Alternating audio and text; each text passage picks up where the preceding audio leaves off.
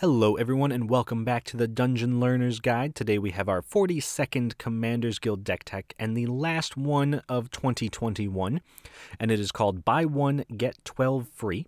And if you haven't seen this show before, what we are doing is randomly selecting a card from scryfall.com or having suggested cards, working with a budget of $100 or less, and building a commander deck for Magic the Gathering around a theme of the chosen card.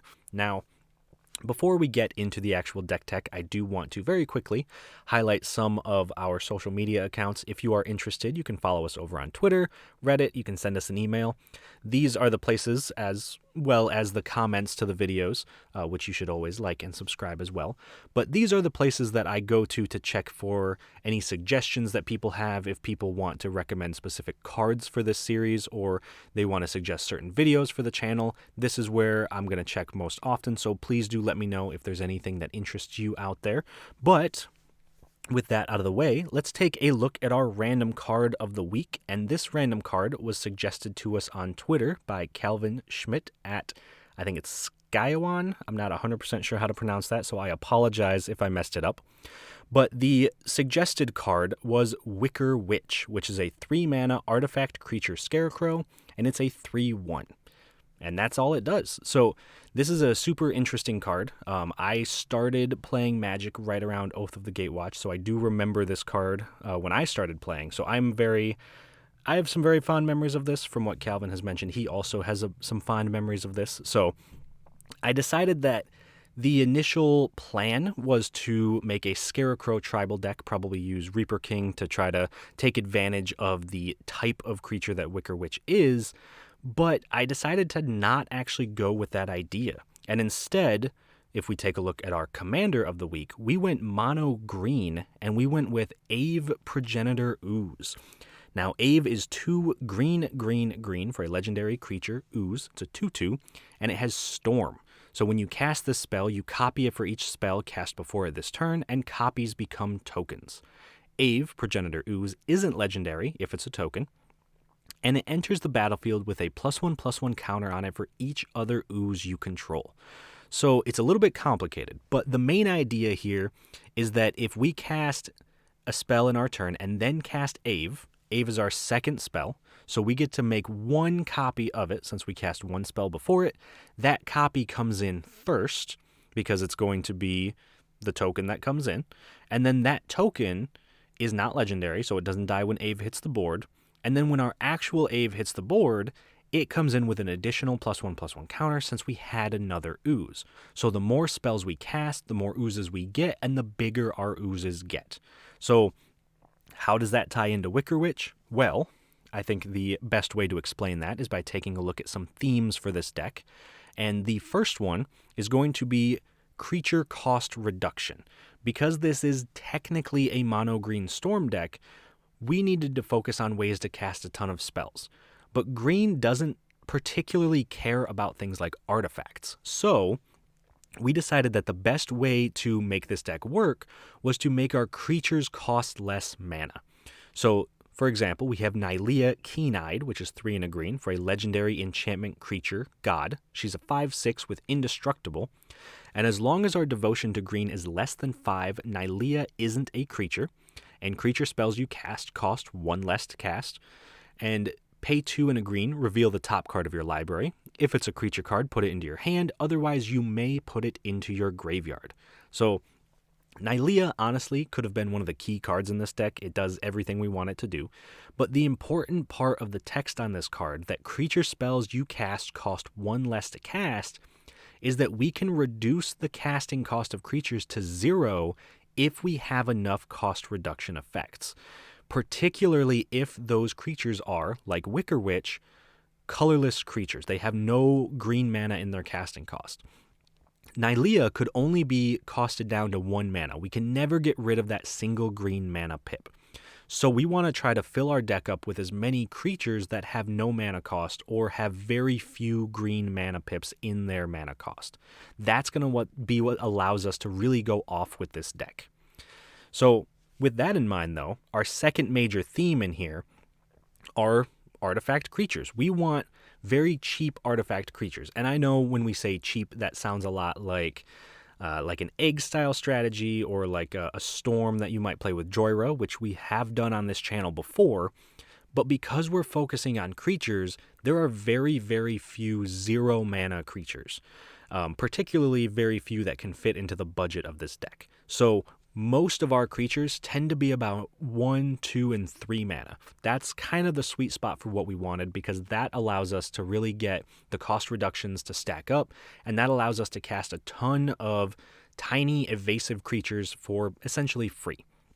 So, and a good example of that is Hope of Girapur, which is 1 mana for a 1/1 legendary artifact creature, Thopter. It has flying, and you can sacrifice Hope of Girapur, and until your next turn, target player who was dealt combat damage by Hope of Girapur this turn can't cast non-creature spells. So it's a nice little silver bullet if we need to stop someone from comboing off, but more importantly, it's a tiny evasive flyer that can be cast for very, very cheap, if not entirely free. And then, finally, our last theme of the deck is card draw. If we are casting a ton of cards, we need to make sure that we can refill our hand. That's where cards like Beast Whisperer come in, which is 2 green for an Elf Druid, 2/3. Whenever you cast a creature spell, draw a card. Now, we have quite a few of these effects in the deck. We wanted to fill it with as much of that as we can, because our goal is to get a couple of these on board, 2 or 3, with some cost reduction, and then be able to cast most of our spells for free, drawing us a couple of cards every single time we cast a creature, making it very, very unlikely that we, are able to stop casting things. And eventually, if we do, say we've cast 10 spells in one turn, we run out of gas, we got nothing else to do, we have Aeve in our command zone, which we can then cast. We get 10 copies of Aeve. The biggest one is a 12/12, and hopefully they survive until our next turn, because green is not great at giving things haste, but that's the idea for this deck. Now, with our themes out of the way, we're going to take a quick look over at some key cards, some cards that we would love to get on the battlefield if possible. The first of which is going to be Ezerut Channeler, which I know it's very expensive, 6 mana for a 4/6 Treefolk Druid with Reach, but the key part of this is that it says creature spells you cast cost X less to cast, where X is the amount of life you gained this turn, and it can tap to gain 2 life. So even though this is a big mana cost creature, we're never really going to get it to just 1 mana. It's very, very unlikely. But on its own, it is able to reduce the rest of our spells by 2 mana. And that's not counting if we have any other life gain going on in the deck. Now, admittedly, we don't have a ton of life gain, but even just the fact that we can reduce things by 2 is a huge benefit for this deck. So Ezerut Channeler plays a big role in helping us set up so that we can storm off on one of our turns. And our next key card is going to be Ronus's Monument. So 3 mana for a legendary artifact. Green creature spells you cast cost 1 less to cast. So unfortunately, this doesn't hit our artifact creatures. It only counts our green creatures. But whenever you cast a creature spell, target creature you control gets +2/+2 and gains trample until end of turn. That is incredibly relevant, because if we use our example from earlier, we cast 10 spells in one turn. They're almost all going to be creatures because of the way our deck is designed. That means that we can give any creature on the board +20/+20 and trample until end of turn. That's usually enough to probably take someone out of the game if we're pretty late into the game. And even if it's not just on one creature, maybe we spread it out, do a little bit more damage, that can become a massive threat, and then we'd still have our Aeve's, our Aeve army, essentially, to back it up if we can't get through with the trample damage. So Ronus's Monument, definitely an all-star in this deck, and definitely worth a slot, even though it doesn't reduce the cost of our artifact creatures. And finally, I mentioned earlier that haste is a bit of a problem for this deck. So that is where Crashing Drawbridge comes in, which is 2 mana for an artifact creature wall. It's a 0/4 with Defender, and it can tap to give creatures you control haste until end of turn. Mono green does not have a ton of ways to give things haste. It's really Crashing Drawbridge and Concordant Crossroads, which is a reserve list card and well out of our budget for this series. And if you've paid close attention to the decks that I have built in the past, almost every single deck that cares about creatures and is not in red has a Crashing Drawbridge in it. Personally, I think this card is criminally underplayed. I think it is absolutely phenomenal and should probably go in any creature deck, particularly ones that don't have red.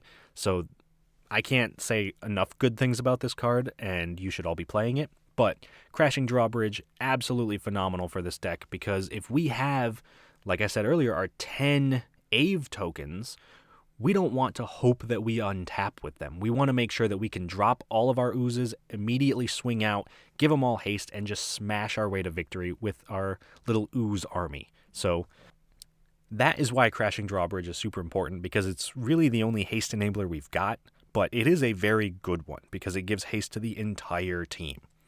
So those are our key cards. And if you've seen the show before, you know that the last thing we got to do is take a look at some cool interactions in the deck. And the first one of those is going to be Semblance Anvil and Diamond Lion. Now, I will admit up front that Diamond Lion could be replaced with any other artifact creature, but I did want to highlight this card because I do think it's kind of cool.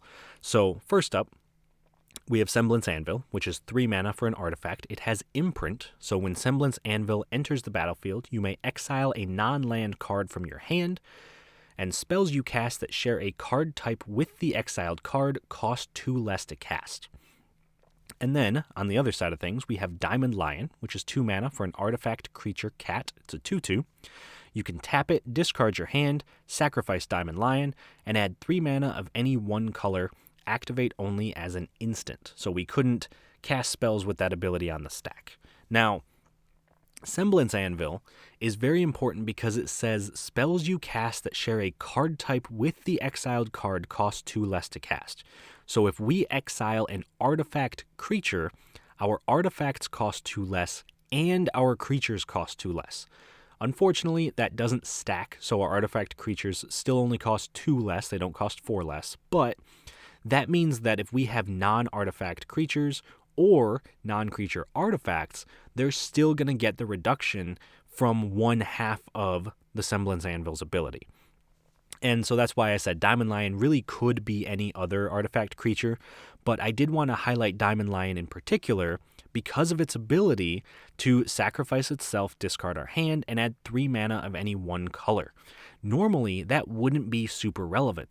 But if we've tapped all of our mana, we've done everything that we can, we've stormed off, and we don't have the mana to cast our commander, as long as we have reduced the cost of Aeve by 2, our commander would cost green, green, green, which is exactly what we can sacrifice Diamond Lion for. So if we have gone off, we've used all of our mana, we can still cast our commander as long as we have Diamond Lion on the board. So these two cards work very well together, very well separately, and are honestly just a great pair of cards to have in the deck.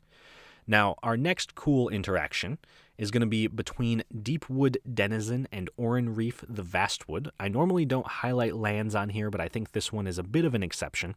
So Deepwood Denizen is 2 and a green for an Elf Warrior, 3/2 with Vigilance, and you can pay 6 mana, tap it, and draw a card.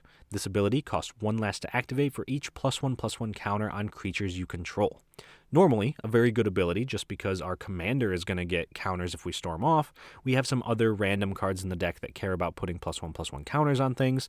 So usually, this could be maybe 2-3 mana draw a card, and if we're super lucky, could just be 1 mana draw a card. And if we partner that up with Oran Reef the Vastwood, which is a land, it enters the battlefield tapped, but it does tap for a green, and you can tap it to put a +1/+1 counter on each green creature that entered the battlefield this turn. So we can play a Deepwood Denizen, tap it, put a counter on the Denizen, or if we're able to storm off, we make a ton of creatures, we can tap it at the end of that turn, put counters on all those creatures, maybe even just tap it every turn, get a counter here and there, slowly chip away at the Deepwood Denizen's ability cost, but either way, Oran Reef the Vastwood is just, in general, a great land, and it's great for mono-green decks. Deepwood Denizen helps us draw cards, and together they really kind of help pump each other up and make it so that we get a ton of value, because we can then activate Deepwood Denizen, draw cards, use those extra cards to cast spells for Oran Reef, put counters on them, draw more cards, and the cycle just kind of continues. So big fan of these two cards. I'm very happy to have them in the deck, and honestly, I think they work super well together, and even on their own, they're just great includes for the deck. So that is overall the deck tech, but the last thing we have to do, as always, is take a quick look at the price of the deck. And this week, the price came in at $88.01, and honestly, the vast majority of that, well, I suppose not the vast majority, but a very good chunk of that comes from Guardian Project, which is $12.56. So Guardian Project, a phenomenal card, 3 and a green for an enchantment. Whenever a non-token creature enters the battlefield under your control, if it doesn't have the same name as another creature you control or a creature card in your graveyard, draw a card. Since this is a singleton format, that's going to trigger on pretty much every card we cast, so Guardian Project is a phenomenal include. Like I said, though, it is, however, $12.56. So if you wanted to drop the deck price down to about $76, $75, this would be the card to cut. We do have plenty of card draw effects, so this is definitely not something you need in the deck, and I really only included it because I had the budget space for it. But if you're looking for an even cheaper version of this deck, you can cut this and add probably another artifact creature to kind of help storm off on those turns, or honestly, even another land. That might not be the worst thing. So that is our deck for the week, and as per usual, we got to make sure that we know how this deck works. We can't just send you off with a deck tech not knowing how the deck actually can perform. So we are actually going to jump into a game and see how this deck performs in an actual game. So this week, we are joined by Toxrill the Corrosive, being played by Bilal, Sithis Harvest Hand, being played by Jason, and Aura Skyclave Hierophant, being played by Shawn. So Toxrill is one of Bilal's newest decks. It is a 5 black commander, but it's actually a Dimir commander because of its ability. And from what Bilal says, this is a Dimir value deck. He just kind of wants to play a bunch of cards that draw cards and kill his opponent's creatures and just, value out the game. And that's a pretty terrifying set of words, a Dimir value deck, but we'll see how it goes. And then Jason's Sithis deck is an Enchantress deck, so he wants to play a ton of enchantments, get a ton of value from them, and I would imagine that if he can get Sithis on board pretty early, there'll be a lot of card draw from his deck. And then finally, we have Aura Skyclave Hierophant being played by Shawn, and this is his Cleric Tribal deck, and he's played this deck on the channel a couple of times. It's very powerful, very strong. He can kind of reanimate creatures and kill his own creatures for value and drain his opponents out, so I think in the long run, that's probably the deck to watch out for. We kind of have to storm off around some of the graveyard synergies, so we'll see how that goes. But I do want to very quickly kind of throw out a bit of a warning before we get into the game. There were a lot of triggers in this game. This was a very long game, so unfortunately, there were a lot of mistakes that were made. I did my best to highlight those in the video as we went through to try to make sure that we could kind of learn from them, make some mistakes, and move on, but I don't think any of them truly affected the outcome of the game in any significant way, but they are there and they are significant. So I did want to acknowledge that in the very beginning, that I apologize for the mistakes that we made. Like I said, none of us caught them at the time, and we're all human. We make mistakes. So they're in there, but I did, like I said, I just wanted to make sure we're all aware of that. So otherwise, I hope you guys do enjoy the game. It is a long one. I think the video is quite a bit longer than we normally have it, but should be fun either way. I know I enjoyed the game, so I will talk to you guys once it's done. At the start of the game, Bilal goes first, followed by myself, Jason, and then Shawn. On Bilal's first turn, he plays a swamp and suspends a Soul Talisman. I play a forest. Jason plays a Windswept Heath and sacrifices it to put a Canopy Vista into play. Shawn plays a Path of Ancestry tapped. And then in Bilal's upkeep, he removes a time counter from Soul Talisman, and then plays an island and casts Chart a Course, drawing 2 cards and discarding 1. On my turn, I play a forest and cast Explore, letting me draw a card and play an additional land this turn, which I do, playing a Slippery Karst.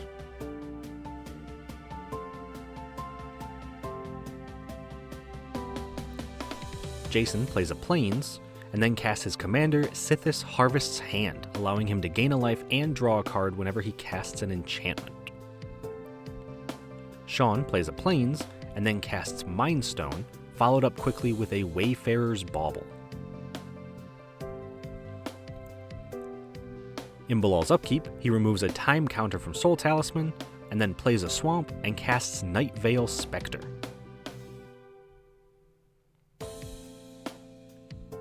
In my turn, I play a Forest, and cast Ronus's Monument, making my green creatures cost 1 less, and giving target creature +2/+2 and trample whenever I cast a creature spell. Jason plays a Forest, and casts Enchantress's Presence, allowing him to draw a card whenever he casts an enchantment, and this also triggers Sithis, gaining him a life and drawing him a card. Shawn plays a Ghost Quarter, and then sacrifices his Wayfarer's Bauble, putting a Swamp into play. He follows that up by casting a Remorseful Cleric, which can be sacrificed to exile an opponent's graveyard. In Bilal's upkeep, he removes the last time counter from Soul Talisman, casting it. He then plays a Sunken Hollow and attacks Shawn for 2, but Shawn decides to block with his Remorseful Spirit, killing his spirit. Second main phase, Bilal casts Mulldrifter, drawing 2 cards.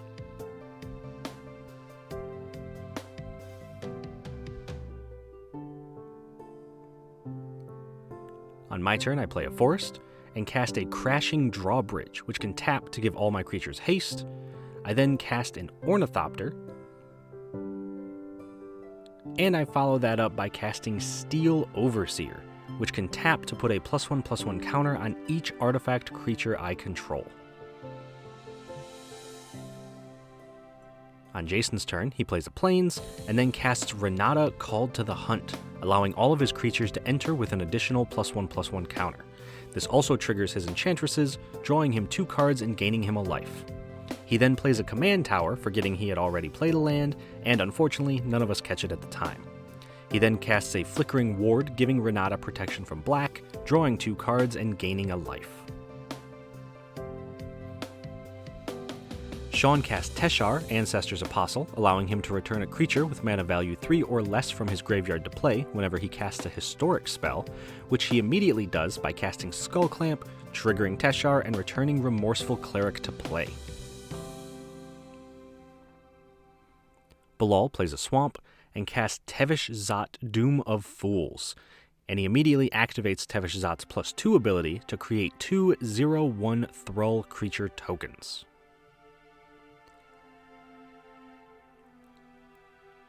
On my turn, I cast a Migration Path, searching my library for 2 basic lands and putting them into play tapped before passing.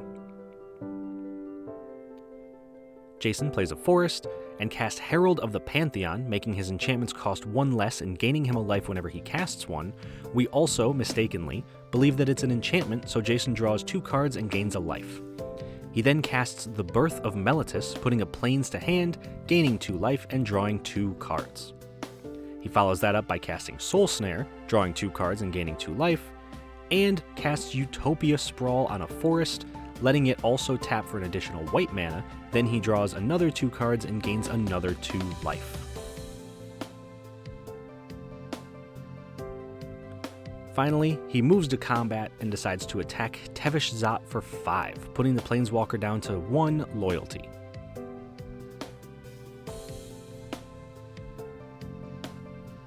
Shawn equips Skull Clamp to Remorseful Cleric, killing it and drawing 2 cards, and he then plays a Plains and casts Arcane Signet, and he follows that up by casting Soul's Attendant, which gains him a life whenever a creature enters the battlefield, and finally he casts Tabarak's Hope's Demise, which gets a +1/+1 counter whenever one of Shawn's creatures dies, and if a cleric dies, he also gets to draw a card and lose a life. This also triggers Teshar, returning Remorseful Cleric to play. Bilal plays a Swamp, and then activates Tevesh Zot's +1 ability, sacrificing a Thrall to draw 2 cards. After that, he casts an Arcane Signet, and at the end of his turn, I activate my Steel Overseer to put a +1/+1 counter on all my artifact creatures. On my turn, I cycle a Tranquil Thicket, and then play a Forest, unfortunately flooding out at this point. On Jason's turn, when he draws, his Saga moves to Chapter 2, creating a 0/4 wall token. He then casts a Sanctum Weaver, which taps for mana of any color equal to the number of enchantments Jason controls. It's also an enchantment itself, so Jason draws 2 cards and gains 2 life. He then plays a Forest and casts Cultivate, putting a land into play tapped and another to hand.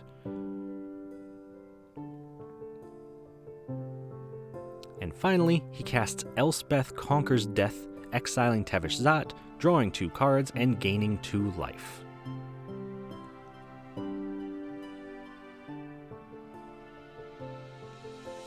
Shawn equips Skullclamp to Remorseful Cleric, killing it and drawing 3 total cards thanks to Tabarax. And then he follows up by casting his commander, Aura Skyclave Hierophant, triggering Teshar and returning the Remorseful Cleric to play. In response, Bilal casts a Glimmer of Genius, scrying 2, drawing 2, and making 2 energy.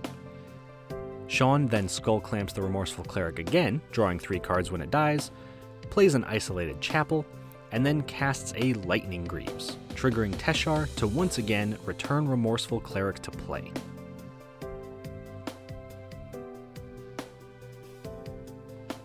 This also allows him to equip the Lightning Greaves to Aura, giving him Shroud. Bilal plays a Darkwater Catacombs and casts Panharmonicon, doubling his Enter the Battlefield triggers.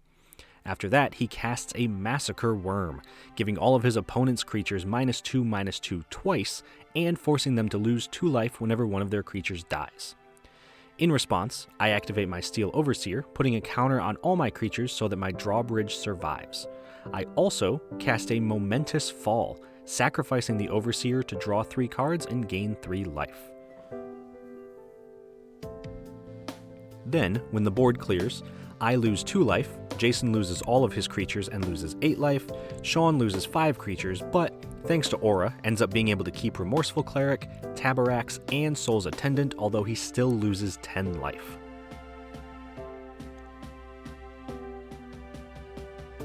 Bilal then goes to combat and attacks Shawn for 2 with Nightveil Spectre, exiling a War Priest of Thune from Shawn's deck and allowing Bilal to cast it whenever he wants.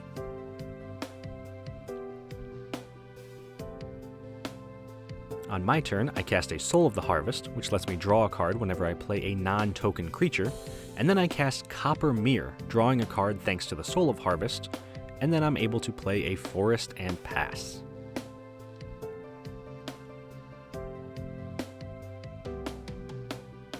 When Jason draws his card for his turn, his Sagas trigger, gaining him 4 life and making non-creature spells his opponents cast cost 2 more until his next turn. He then casts Shalai, Voice of Plenty, giving himself and his creatures hexproof. He then recasts his commander Sithis, drawing a card.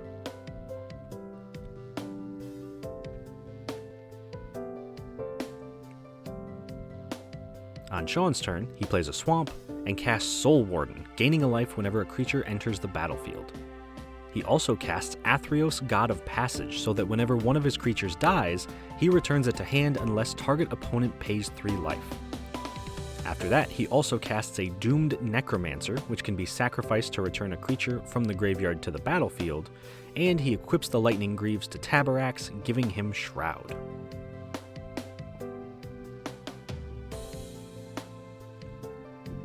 On Bilal's turn, he plays an Island, and then attacks me for 2 with Nightveil Spectre, exiling Semblance Anvil from the top of my library.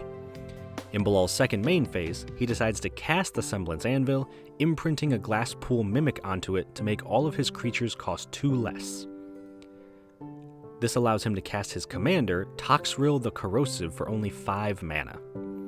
And then, at the beginning of Bilal's end step, Toxrill triggers, putting a slime counter on each of his opponent's creatures. This winds up killing my Copper Mirror, both of Shawn's Soul Sisters, and the Remorseful Cleric, giving Bilal 4 slug tokens and causing each of us to lose 2 life for each creature that died. As his creatures die, Shawn chooses Bilal with Athreos' trigger, and Bilal chooses to take 9 damage, letting the creatures go to the graveyard. Shawn then puts 3 counters on Tabarax and draws 3 cards, losing 3 additional life.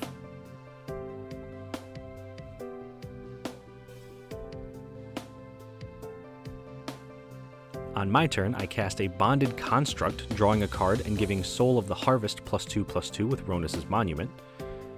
I then cast a Stone Coil Serpent for X equals 0, killing it immediately and having me lose 2 life, but drawing me a card and giving the soul another +2/+2. And I then moved to combat, attacking Bilal for a total of 9 damage with the Soul of the Harvest. In my second main phase, I cast Return of the Wild Speaker, drawing 9 cards since my largest creature has 9 power. Once that resolves, I play an Oran Reef the Vastwood as my land for turn, and in my end step, Toxrill triggers again, putting slime counters on each creature Bilal doesn't control. This kills my Bonded Construct, Sithis, and the Doomed Necromancer, doing 2 more damage to everyone except Bilal, and giving Bilal another 3 slug tokens, and this also allows Shawn to put a counter on Taborax, draw a card, and lose another life. Bilal also chooses not to pay for Athreos, letting Shawn put Doomed Necromancer back into his hand. In Jason's draw step, his Saga triggers, returning Sanctum Weaver to play from his graveyard with a +1/+1 counter.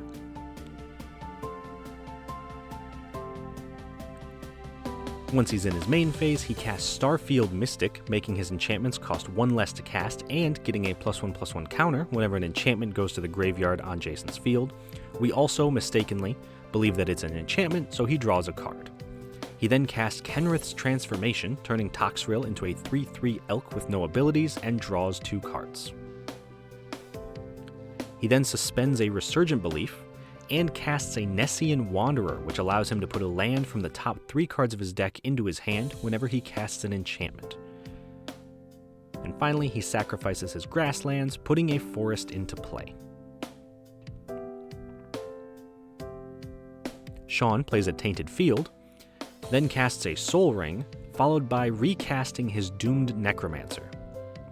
He immediately equips the Lightning Greaves to Doomed Necromancer, and then casts a Despark, destroying Massacre Worm, which then allows him to sacrifice his Doomed Necromancer, losing a life, drawing a card, and putting a counter on Taborax, which lets him then return Teshar from the graveyard to the battlefield. He immediately equips him with the Lightning Greaves, and Bilal doesn't pay for Athreos, so Doomed Necromancer returns to Shawn's hand, and Shawn then recasts the Doomed Necromancer. Bilal casts Phyrexian Metamorph, copying Muldrifter and drawing 4 cards thanks to Panharmonicon, and he casts Sakashima of 1,000 Faces, once again copying Muldrifter and drawing another 4 cards. Then he casts a Worn Power Stone, followed by a Talisman of Dominance, and finally a Hostage Taker, which exiles Shalai and Taborax, allowing him to cast them. However, Jason responds with a Veil of Summer, drawing a card and giving Shalai Hexproof from blue and black, saving his angel, but Taborax still gets taken hostage. On my turn, I cast Ezerut Channeler, making my creatures cost X less, where X is the life I've gained this turn, drawing a card and giving Soul +2/+2. I then activate Crashing Drawbridge, giving my creatures haste, and allowing me to tap the Channeler to gain 2 life and make my creatures cost 2 less this turn. That lets me cast Jarvis Familiar, making historic spells cost 1 less, drawing a card and giving Soul +2/+2. I then play a Forest and cast Sakura Tribe Elder, drawing a card and giving Soul +2/+2. And I cast a Deepwood Denizen, drawing a card and giving Soul +2/+2. I then move to combat and attack Shawn for 14 with the beefed up Soul of the Harvest. And then in my second main phase, I decide to activate Oran Reef to put a +1/+1 counter on each green creature that entered the battlefield this turn. In Jason's upkeep, he removes a time counter from Resurgent Belief, and then casts a Plea for Guidance, searching his library for 2 enchantments and putting them to hand. This has him putting Mirari's Wake and Oath of the Ancient Wood to hand. He then casts the Oath of the Ancient Wood, allowing him to put a +1/+1 counter on target creature whenever an enchantment enters under his control. This has him putting a counter on Shalai and drawing a card. He then casts a Mirari's Wake, doubling his mana, giving his creatures +1/+1, drawing a card and putting another counter on Shalai. After that, he casts Heliod, God of the Sun, giving his creatures vigilance, drawing a card, and putting another counter on Shalai.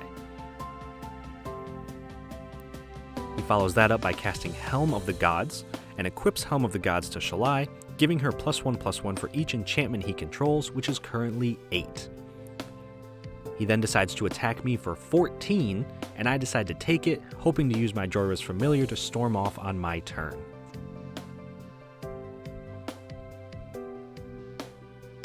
On Shawn's turn, he recasts his commander, Aura, triggering Teshar and returning Soul's Attendant from the graveyard to play.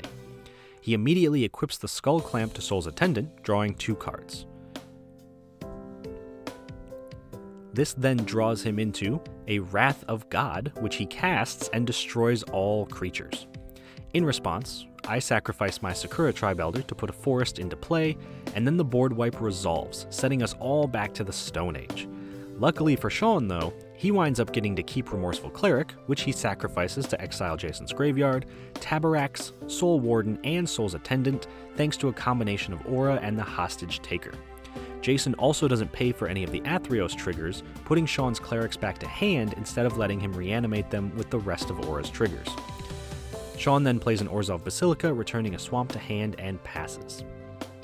Bilal recasts his commander, Toxrill the Corrosive, plays a swamp, and then casts Kokusho the Evening Star.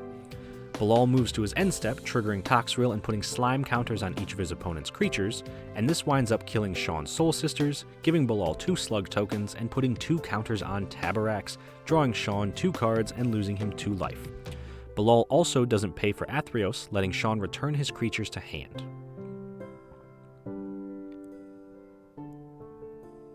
On my turn, I cast a Recycle, making me skip my draw step and making my maximum hand size 2, but allowing me to draw a card whenever I cast a spell. I then cast Greater Good, allowing me to sacrifice a creature to draw cards equal to its power and then discard 3 cards, drawing a card from Recycle. After that, I cast Skyscanner, drawing 2 cards. In my end step then, Toxrill triggers, putting slime counters on everything, killing my Skyscanner and giving Bilal another slug token. In Jason's upkeep, he casts Resurgent Belief from Suspend, but since his graveyard was exiled, it does nothing. He then recasts his commander Sithis, drawing a card. After that, he casts Song of the Dryad, turning Athreos into a forest, drawing 2 cards and putting a counter on his commander and gaining a life. Then he casts a Nyx's Fleece Ram, which gains him a life on his upkeep, draws him 2 cards, gains him a life, and puts another counter on Sithis. After that, he plays a Sungrass Prairie, and casts Overgrowth on a forest, letting it tap for an additional 2 green mana, and this lets him draw 2 cards, gain a life, and put a counter on Sithis. Finally, he casts Gossamer Chains, drawing 2 cards, gaining a life, and putting yet another counter on Sithis. He then equips the Helm of the Gods to Heliod, and giving him +10/+10. And he moves to combat, attacking me for 11 with Heliod, which should have been 16, but unfortunately we miscounted. And at the end of turn, Toxrill triggers, putting a slime counter on everything. On Shawn's turn, he plays a swamp, and then recasts his Soul's Attendant, Soul Warden, and Teshar.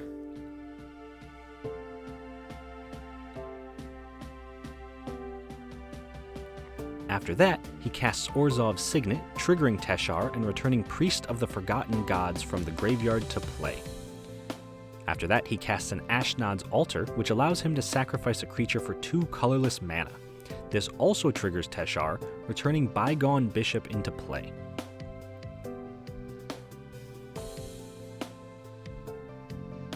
He then casts Zulaport Cutthroat, draining each opponent whenever one of his creatures dies, and makes a clue from Bygone Bishop. He quickly equips his Lightning Greaves to Priest of the Forgotten Gods and activates it, sacrificing Taborax and Bygone Bishop, drawing a card, making 2 black mana, gaining 2 life, and then forcing each opponent to sacrifice a creature and lose 4 life. Jason sacrifices his Nyx's Fleece Ram, while Bilal sacrifices Kokusho, gaining 15 life and making each opponent lose 5 life, knocking me out of the game. Shawn then recasts his commander Aura, triggering Teshar to return Bygone Bishop to play, and equips Aura with the Lightning Greaves. This allows him to sacrifice Soul Warden to Ashnod's altar, making 2 colorless mana and draining each opponent for 1. With the mana, he equips Skull Clamp to Soul's Attendant, drawing 2 cards and draining each opponent for 1. He then sacrifices Priest of the Forgotten Gods, making 2 more mana, draining each opponent for 1, and casts Mangara the Diplomat, once again triggering Teshar and returning Priest of Forgotten Gods to play.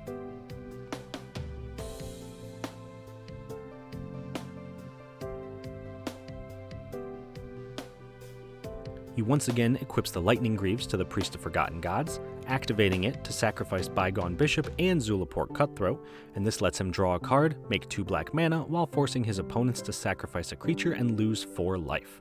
This also triggers Aura, returning Taborax to play, which unfortunately he could not have done since Aura only returns creatures with less mana value than the creature that died, but we don't catch that at the time. Then Jason sacrifices his commander, and Bilal sacrifices a slug.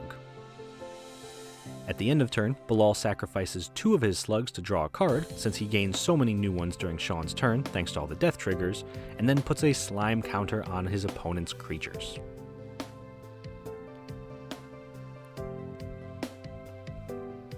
On Bilal's turn, he plays a swamp, and then attacks Shawn with 8 slugs. Shawn blocks 4 of them, but before damage, Bilal ninjutsus in Ink Eye's Servant of Oni. Then Shawn takes 8, but gains 5, killing 4 of the slugs. This also allows Bilal to put Shawn's Zulaport Cutthroat into play under his control when Ink Eyes deals damage. Bilal then casts a Windfall, forcing each player to discard their hand and draw 7 new cards. This allows him to cast an Agent of Treachery, taking control of Aura and Mangara when it enters the battlefield. This triggers Mangara, drawing Shawn a card, and then he sacrifices both creatures, drawing 2 cards, losing 2 life, and returning Doomed Necromancer and Bygone Bishop to play. Then, at the end of turn, Shawn sacrifices Teshar and Priest of Forgotten Gods, making the mana to sacrifice his clue tokens, drawing 4 cards and losing 2 life. Then, Bilal puts a slime counter on all of his opponent's creatures.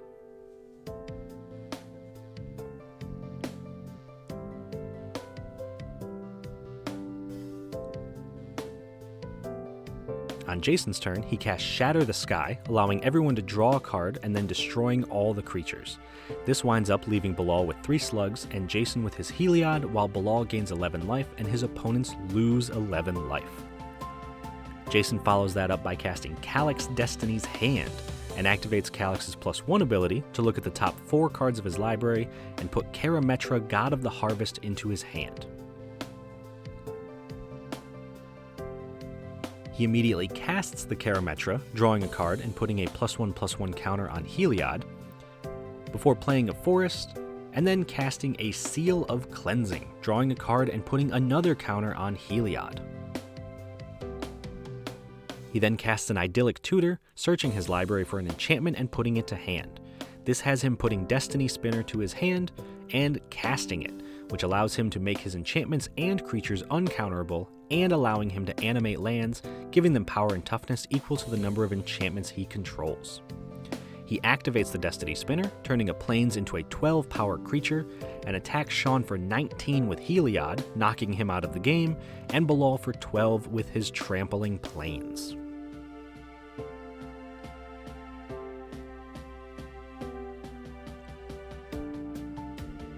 On Bilal's turn, he plays a Swamp, and then casts a Dauthi Voidwalker, which exiles anything that goes to Jason's graveyard and allows Bilal to play it by sacrificing itself. He follows that up by casting Notion Rain, surveilling 2, drawing 2, and losing 2 life. He then casts a Grey Merchant of Asphodel, draining Jason for 8 life, thanks to the Panharmonicon, and casts Charcoal Diamond.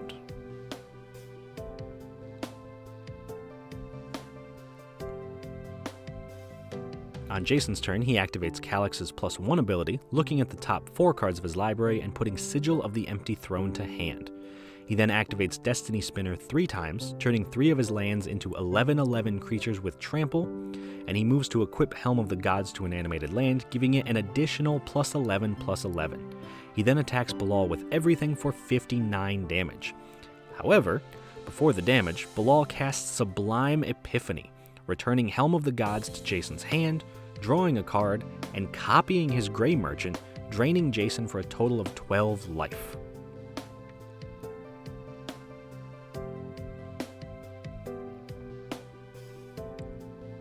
This then allows Bilal to block Jason's gods with his slugs, but he still takes a total of 24 damage, surviving and going to 8. In Jason's second main phase, he recasts the Helm of the Gods.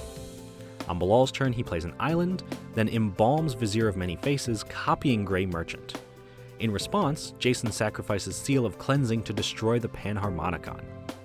The Vizier then resolves and drains Jason for 8 life. Bilal moves to attack Jason with an unblockable Dauthi Voidwalker, but before damage, Jason casts Beast Within to turn the Voidwalker into a 3/3 beast, and Bilal counters it with an Arcane Denial. Jason then returns Gossamer Chains to hand, making it so that target unblocked creature deals no combat damage this turn. In his second main phase, Bilal casts Xanathar, Guild Kingpin, and then in Jason's upkeep, he draws 2 cards while Bilal draws 1 thanks to the Arcane Denial. At this point, since Bilal couldn't draw an answer, he concedes, winning Jason the game.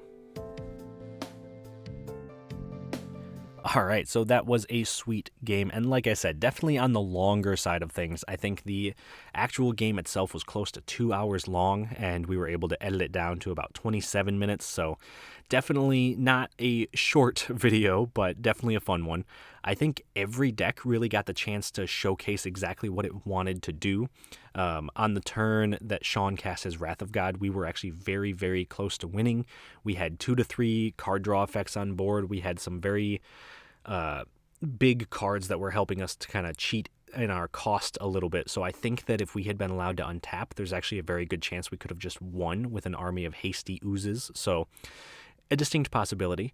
Bilal's deck really did some phenomenal things, being able to cast Massacre Worm into Panharmonicon and, you know, having 3 different copies of Mulldrifters and the Gray Merchant at the end. So definitely some very powerful stuff there as well. And then Shawn and Jason's deck both just had tons of triggers throughout the course of the game. It was a pain in the butt to edit, I'm not going to lie to you.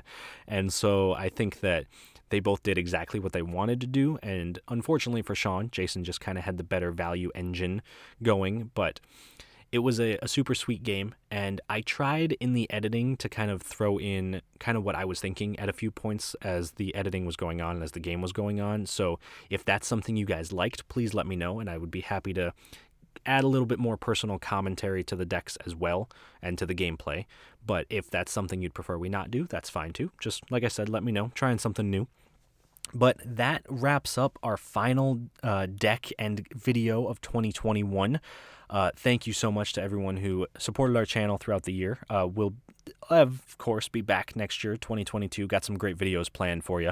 But if you do have suggestions for future videos, please let me know. You can put them in the comments. And please do like the video and subscribe as well. Definitely helps the channel grow. But thank you guys so much for a great 2021. We'll see you in 2022, and I'll see you on the other side of the Dungeon Learner's Guide.